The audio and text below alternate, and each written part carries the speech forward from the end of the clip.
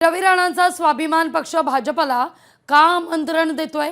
स्वतःच्या पक्षापेक्षा पत्नीच्या पक्षाची रवी राणा यांना अधिक काळजी आहे.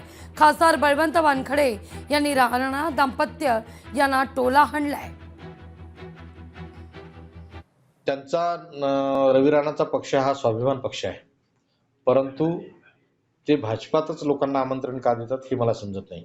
मला असं वाटतं की त्यांच्या पत्नी, सुविद्य पत्नी आणि राष्ट्रीय नेत्या आमच्या ताई त्या कदाचित भाजपात आहेत, म्हणून पत्नी म्हणजे स्वतःच्या पक्षाच्या काळजी केल्यापेक्षा पत्नीच्या पक्षाची काळजी करून पत्नीचा पक्ष वाढवण्याचे ते मनस्थितीत आहेत.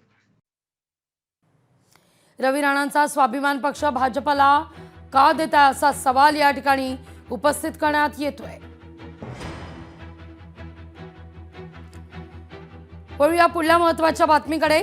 अमरावती महानगरपालिकेमध्ये भाजपला केवळ 25 जागा मिळाल्या आणि या जागा मिळाल्यानंतर भाजप नेत्या नवनीत राणा यांनी प्रतिक्रिया दिली आहे. तिकीट वाटपामध्ये घोळ झाल्यानं कमी उमेदवार विजयी झाले असं नवनीत राणा म्हणतायत.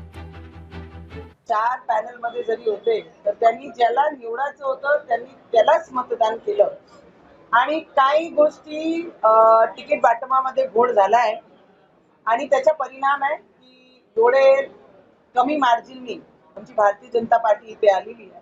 आम्ही आमच्या नेत्यांना ही सगळी गोष्टी कळवणार आहे. एक आधा गदा रोडवर चालला तर कोणीही त्याच्या चर्चा करत नाही, पण एक आधा वाघीण आणि शेर बाहेर निघाला तो पूर्ण शहरामध्ये त्याची चर्चा होते. तर मला वाटतं आमची चर्चा होणं याचं प्रमाणच आहे.